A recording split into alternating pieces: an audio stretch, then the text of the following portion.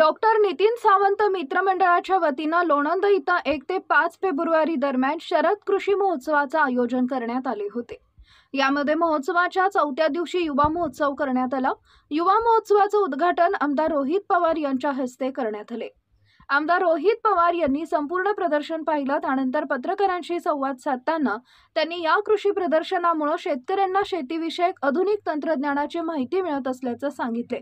तर युवकांना कृषीपूरक व्यवसायाची प्रेरणा या मार्गदर्शनातून मिळत आहे असं कौतुक केलंय। त्याचबरोबर सध्याच्या राजकीय परिस्थितीवर भाष्य करताना पत्रकारांच्या प्रश्नाला रोखठोक उत्तरं दिली। त्यामध्ये मस्साजोगचे सरपंच संतोष देशमुख हत्या प्रकरणी बोलताना त्यांनी सरकारवर सडकून टीका केली। शिवशाही न्यूज प्रतिनिधी शुभम कोदे, सातारा।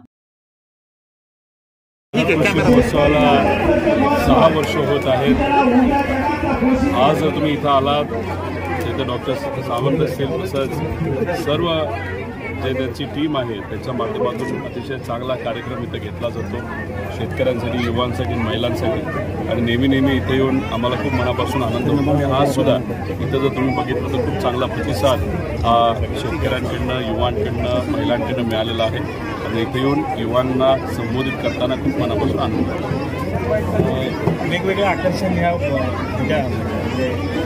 प्रदर्शनात पाहायला मिळते, याविषयी काय आहे? इथे जर तुम्ही बघितलं तर मशीन्स मोठ्या प्रमाणात आहेत जे शेतकऱ्यांसाठी महत्त्वपूर्ण ठेवू शकतात। तुम्ही पुढे बघितलं तर ड्रोनसुद्धा ठेवण्यात आलेला आहे। त्याच्याचबरोबर इथं प्राणीसुद्धा आहेत आणि काही ठराविक आकर्षणं प्राण्यांच्या बाबतीतसुद्धा इथं ठेवण्यात आलेली आहेत। त्याच्याचबरोबर काही सीड कंपन्या आहेत आणि ह्यांच्याशी संवाद साधून मग शेतकऱ्यांना नवीन काय चाललं आहे शेतीमध्ये हे कुठं ना कुठेतरी ते कळत असतं। काही सरकारी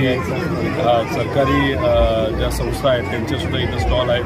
ॲग्रिकल्चर डेव्हलपमेंट ट्रस्ट बारामती त्यांची जी KVK आहे त्यांचा स्टॉल आहे। त्यांचं आर्टिफिशियल इंटेलिजन्सबद्दल सुद्धा इथे शेतकऱ्यांना माहिती इथे दिली जाते। अशा चांगल्या वातावरणामध्ये हा कार्यक्रम आणि अराजकीय कार्यक्रम फक्त शेतकऱ्याच्या हितासाठी आणि युवांच्या हितासाठी आज इथं होतं।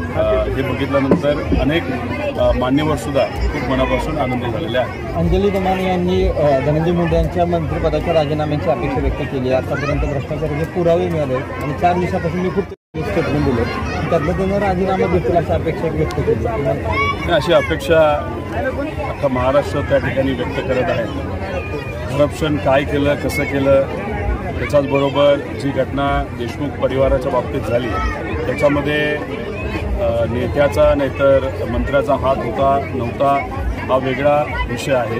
पण महत्त्वाचं काय नैतिकता कुठेतरी दाखवण्याची जरूरत आहे। कारण का आरोराबांच्या बाबतीतसुद्धा अशीच एक घटना झाली होती। हिंदी बोलत असताना थोडीशी हिंदी चुकली आणि त्याच्यामध्ये काही चुकीचे शब्द निघाल्यानंतर नैतिकता बघत आरोराबांनीसुद्धा तिथं राजीनामा दिला होता, अजितदादांनी राजीनामा दिला होता, देशमुख साहेबांनी, मुख्यमंत्र्यांनी राजीनामा दिला होता। आणि मग अशाच नैतिकता त्या सर्व नेत्यांनी तिथं दाखवली। त्यांचा जो पक्ष आहे त्या पक्षाचे नेते दादा आहेत त्यांनीसुद्धा एकदा अशाच पद्धतीने नैतिकता दाखवली होती।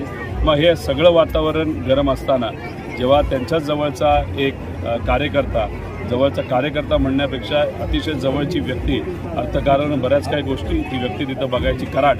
आणि मग याच्यावर जेव्हा ॲलिगेशन झालं की त्या व्यक्तीने जेव्हा एखादा गुन्हा केला आहे अशी चर्चा नाही तर त्याच्यावर आता पोलीस आणि सगळी यंत्रणा याच्यावर लक्ष देऊन आहे। मग याच्यात नैतिकता दाखवून त्यांनी कुठेतरी माघार घ्यायला पाहिजे होती। 6 महिने माघार घेऊन म्हणजे काही निकाल लागतोय ज्युडिशियल एन्क्वायरीचा तो बघून पुढे निर्णय घ्यायला पाहिजे होता। पण नैतिकता दाखवण्यासाठी सुद्धा धाडस लागतं ते कदाचित आजच्या नेत्यांमध्ये नाही आहे असं आपल्याला म्हणावं लागतं। दादा, केंद्रीय म्हणजे निवडणूक आयोग आणि महाराष्ट्र निवडणूक आयोगाला हायकोर्टानं नोटीस दिलेली आहे, कारण 6 नंतर जवळपास 76 लाख विधानसभेमध्ये मतदान झालेलं आहे। काय विषय? आमचं तर मत आहे की हायकोर्टला हा सुद्धा निर्णय द्यायची जरूरत आहे। एक तर अभिनंदन करतो हायकोर्टचं, त्यांनी अशा पद्धतीने निर्णय दिला आणि माहिती मागवलेली आहे। पण हायकोर्टला अशी सुद्धा विनंती आम्ही करणार आहोत की जे CCTV कॅमेरा होते ज्याच्यामध्ये किती लोकांनी मतदान तिथं केलं, म्हणजे कुणाला केलं हे कळत नाही पण किती लोकांनी मतदान केलं ते मात्र तिथं कळतं। कारण काही लोकांची शंका आहे की काही मतपेट्यांमध्ये नाही तर EVM मशीनमध्ये 100 लोक गावची असतील तर 10-20 मतं ऑटोमॅटिकली मशीनकडनं एक प्री फिक्स प्रोग्राम तिथं केल्यामुळे तिथं मतदान झालं आहे. त्यामुळे CCTV कॅमेरासुद्धा बघण्याची जरूरत आहे. कारण का असं जर नाही झालं, जर ह्या शंका जर दूर नाही झाला तर लोकांचा लोकशाहीवरचा विश्वास बुडेल. पण हायकोर्टने हा निर्णय घेतला तर त्या निर्णयाच्या माध्यमातून जी काही माहिती पुढे येणार आहे त्यातून बऱ्याच काही गोष्टी सिद्ध होतील असं आम्हा सगळ्यांना वाटतं. दादा, बीड जिल्ह्यातील प्रशासकीय मान्यता मिळालेल्या कामांची चौकशी होणार आहे. 2 वर्षात नियोजन समितीनं मान्यता दिलेल्या कामांची ही चौकशी आहे आणि याच काळात धनंजय मुंडे हे पालकमंत्री होते. एक तर आपल्याला 5 वर्षामध्ये तिथं जी कामं झाली ती खरीच झाली आहेत का, कामं न होता बिलं निघाली आहेत का, नाहीतर या गावापासून त्या गावापर्यंत एक रोड दाखवला जातात त्यासाठी 5 कोटी रुपये मंजूर होतात आणि त्या गावापासून या गावापर्यंत 5 कोटी तिथं मंजूर होतात, 2 कोटी खर्च होतात, 8 कोटी बाहेर काढतात. असं बऱ्याच ठिकाणी झालेलं आहे. त्याच्याचबरोबर जे कुठले कॉन्ट्रॅक्टर आहेत, ठराविक कॉन्ट्रॅक्टरलाच कामं मिळाली का हे सुद्धा बघण्याची जरूरत आहे. आणि त्या कॉन्ट्रॅक्टरच्या मागे कर्णधार कोण, त्याचं नाव कराडच निघणार आहे, तर त्या व्यक्तीचं नाव सुद्धा पुढं आलेलं पाहिजे. त्यामुळे ही कामं बघून जे काही पैसे खाण्यात आलेले आहे, भ्रष्टाचार झालेला आहे, कुठेतरी लोकांसमोर आणण्याची जरूरत आहे. पण सरकार जी काही एन्क्वायरी लावते त्याच्यातून काही निघेल असं वाटत नाही. ज्युडिशियल एन्क्वायरीवर आपल्याला विश्वास ठेवता येईल. कारण ह्याच्या आधी SIT लावले, बऱ्याच काही गोष्टी झाल्या, पण ते SITतून काही आजपर्यंत निघालेलं नाही. राजकीय दृष्टिकोनातून ह्या सगळ्या गोष्टी केल्या जातात. त्यामुळे ज्युडिशियल एन्क्वायरी लावून नाही तर एका चांगला अधिकारी, निलंक अधिकारी ज्याच्यावर कुठलाही कलंक नाही अशा अधिकाऱ्याला, माजी अधिकाऱ्याला काम देऊन ह्या सगळ्या गोष्टी बघण्याची जरूरत आहे. पण तेवढं धाडस सरकार दाखवेल असं मला वाटत नाही. उद्यापासून कॉन्ट्रॅक्टरचं आंदोलन आहे, काम बंद आंदोलन.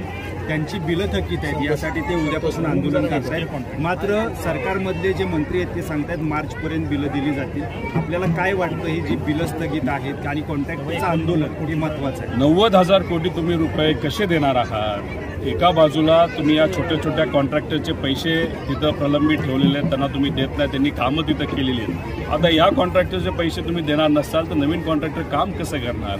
आणि मग कामं जर नाही झाली तर लोकांना सेवा आपल्याला कशी देता येईल? त्याच्याचबरोबर आपण जर बघितलं तर MSIDC असेल, MSRDC असेल, त्याच्याबरोबर आरोग्य विभाग बघा, त्याच्यामध्ये ॲडव्हान्समध्ये पैसे दिलेत. MSRDC सुद्धा जे काय आपलं ST ज्याच्या अंडर येते त्याच्यामध्ये 2,000 कोटीचा कॉन्ट्रॅक्ट दिला गेला. आणि असं आता चर्चा आहे की त्यातून इलेक्शनसाठी 200 कोटी हे त्या कॉन्ट्रॅक्टरले आधीच कॉन्ट्रॅक्टरकडनं काही नेत्यांनी आधीच, सत्तेत असणाऱ्या लोकांनी आधीच घेतलेत. MSIDCकडनं 12,000 कोटी रुपयाचा अपव्यवहार तिथं झालेला आहे. MSIDC जे आहे त्याच्यातून सुद्धा 15,000 कोटी रुपये तिथं काढण्यात आलेले आहेत. या सगळ्या गोष्टी आम्ही तिथं लोकांना दाखवलेल्या आहेत, सरकारला दाखवलं, पण त्या बाबतीत काहीच झालं नाही. म्हणजे एका बाजूला तुम्ही मोठ्या मोठ्या कॉन्ट्रॅक्टरला जिवंत ठेवतात कारण ते तुम्हाला पैसा देतात आणि छोट्या कॉन्ट्रॅक्टरला मात्र तुम्ही मरायला सोडता. त्यामुळे हा जो काही तिथं आंदोलन ते करत आहेत त्याला पाठिंबा आम्ही सुद्धा देत आहोत. कारण का जर त्या कॉन्ट्रॅक्टरला पैसे नाही मिळाले तर त्यांच्या कामगारांना पैसे मिळणार नाही आणि हे सगळे कॉन्ट्रॅक्टर याच्यामध्ये आर्थिक दृष्टिकोनातून अडचणीत येऊन उद्या जाऊन याच्यातला कुणी आत्महत्या केली नाही तर काय केलं त्याला पूर्णपणे सरकार जबाबदार असतं. लाडकी बहीण योजनेमुळेच हे सगळे काही थकलेत पैसे किंवा कॉन्ट्रॅक्टरचे असं? लाडकी बहीण योजनेमुळेच हे सगळं होतं असं आम्ही म्हणणार नाही. पण लाडकी बहीण योजनेला जेवढा पैसा हा दिला गेला तेवढा भ्रष्टाचार हा विविध डिपार्टमेंटच्या माध्यमातून आधीच्या सरकारने तिथं केलेला आहे. त्याच्यामध्ये तो आकडा 50 ते 60 हजार कोटीवर जातो 2.5 वर्षामध्ये. त्या भ्रष्टाचार तो केल्यामुळे पैसा अशा पद्धतीने बाहेर काढल्यामुळे टेन्शन राहिलं नाही. सगळे डोळे झाकून आपल्याला मतदान करतील. पण लाडकी बहीण सुद्धा हुशार आहे, ती सुद्धा महाराष्ट्राची आहे, त्यांना सुद्धा माहिती आहे की काय आपल्या हिताचं आहे. त्यामुळे आज शेतकऱ्याचं दुर्लक्ष केलं जाते, आज तिथं युवांकडे दुर्लक्ष केलं जाते, शिक्षणाकडे दुर्लक्ष केलं जाते. रोज मर्डर होत आहेत, रोज रेप होत आहेत. अतिशय वाईट परिस्थिती आज कायदा व सुव्यवस्थेची आहे. पण सरकार आज धुंदीत आहे की लोकांनी एवढं चांगलं मतदान आपल्याला केले, कृपा EVM मशीनची. पण काही असलं तरी आम्ही लोकांचा आवाज म्हणून या अधिवेशनामध्ये, येणाऱ्या अधिवेशनामध्ये लढणार आहोत. दादा, राष्ट्रवादीचे दोन्ही गट एकत्र येण्याची चर्चा गेल्या अनेक दिवसापासून सुरू आहे, खरंच प्रक्रिया सुरू आहे? चर्चाच आहे म्हणून तर काय होत नाहीये ना. चर्चेवर आता किती चर्चा करायची, किती वेळ घालवायचा हे सुद्धा आपण सगळ्यांनी त्या ठिकाणी ठरवलं पाहिजे. भविष्यात येणार का एकत्र असं वाटतंय? भविष्यात एकत्र येऊ म्हणून? भविष्य मला तर काय सांगता येणार नाही, मी आजचं तुम्हाला सांगू शकतो. पण हे सरकार असंच 5 वर्ष राहिलं तर उद्या महाराष्ट्राचं भविष्य मात्र फार धोक्यात आहे, एवढंच या ठिकाणी सांगतो. दादा, एक प्रश्न, शैक्षणिक धोरण जे राबवते आता केंद्र सरकार, त्याबाबत पालक, विद्यार्थी आणि शिक्षकही अजूनही संभ्रमात आहेत. काय वाटतं आपल्याला? एक तर त्याच्यावर काम केलं गेलं नाही अनेक वर्षांपूर्वी हे धोरण आणलं, पण महाराष्ट्रात त्या बाबतीत कुठलीही चर्चा झाली नाही. आणि धोरण आणत असताना फक्त एका टिपिकल विचाराचा विचार केला जातो असं आम्हाला वाटतं. त्याच्यामध्ये सायंटिफिक विचार आणण्याची जरूरत आहे, त्याच्यामध्ये प्रॅक्टिकल एज्युकेशन आणण्याची जरूरत आहे. पण ह्या सगळ्या गोष्टी करत असताना जिल्हा परिषद शाळेमध्ये त्या अनुदानित शाळेमध्ये जो काही गरिबाचा मुलगा मुलगी तिथे शिकते त्यांना ज्या पद्धतीने आपल्या सुखसुविधा द्यायच्या त्या आपण दिल्या जात नाहीत. त्याच्याचबरोबर काही चांगल्या संस्था आहेत अजून अनुदानासाठी वाट बघत आहेत, त्यांना तिथे ताकद देण्याची जरूरत आहे. आज शिक्षक भरती रखडलेली आहे, जी झाली त्याच्यामध्ये सुद्धा अजून नियुक्त्या मिळालेल्या नाहीत. त्याच्याचबरोबर आज प्राध्यापक भरती रखडलेली आहे, त्याच्यावर लक्ष देण्याची जरूरत आहे. आज आपण जो काही पैसा शिक्षणावर खर्च करतो तो अख्ख्या देशात सगळ्यात कमी महाराष्ट्रामध्ये आहे आणि तो सुद्धा पगारावर होतो. मला असं वाटतं पगाराच्या पलीकडे जाऊन शैक्षणिक व्यवस्था चांगली करण्याची जरूरत आहे, आर्टिफिशियल इंटेलिजन्सची चर्चा करण्याची जरूरत आहे. पण हे सरकार त्या बाबतीत काही करेल असं वाटत नाही, कारण सरकारला असं वाटतंय की आता आम्ही सत्तेत आलोय, 5 वर्ष आम्हाला कुणी हलवू शकत नाही. पण मराठी माणसं ही हुशारत आणि आपले ताकद कधी ना कधी ते दाखवतील असा विश्वास सुद्धा वाटतो. दादा, एक शेवटचा प्रश्न आहे. मुख्यमंत्री देवेंद्र फडणवीस मुख्यमंत्री पदावर विराजमान झाल्यानंतर अजूनही ते वर्षाबंधावर गेलेले नाहीत. अजून अनेक तर्क लढवले जातात. संजय राऊत यांनी देखील बऱ्याच टीका केलेल्या आहेत. तुम्ही काय आता माहीत नाही, अशी अघोषित चर्चा आहे की तिथं कदाचित काही गोष्टी आधीच्या सरकारमध्ये केल्या गेल्या होत्या, ज्याची भीती इथं आज नवीन मुख्यमंत्र्यांना तिथं वाटते. आता ती काय गोष्टी झाल्या होत्या, काय पद्धतीच्या पूजा झाल्या होत्या, तर काय वेगळं झालं होतं, काय अंधश्रद्धा आहे आजच्या मुख्यमंत्र्यांची, हे आपल्याला तर सांगता येणार नाही. कारण आम्ही अशी माणसं आहोत, आम्ही लोकांवर विश्वास ठेवून चालतो, माणुसकीवर विश्वास ठेवून चालतो, संतांच्या विचारावर विश्वास ठेवून चालतो. आम्हाला अंधविश्वास कळत नाही.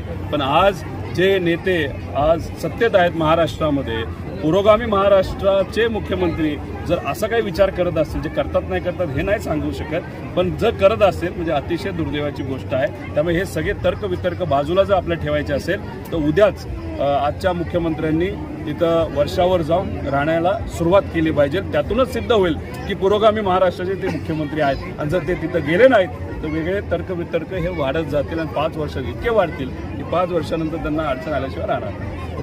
ताज्या घडामोडी जाणून घेण्यासाठी शिवशाही न्यूज यूट्यूब चॅनलला सबस्क्राईब करा. आपण हा व्हिडिओ फेसबुकवर पाहत असाल तर फेसबुक पेज फॉलो करा आणि शिवशाही न्यूज.com या आपल्या वेबसाईटलाही भेट द्या.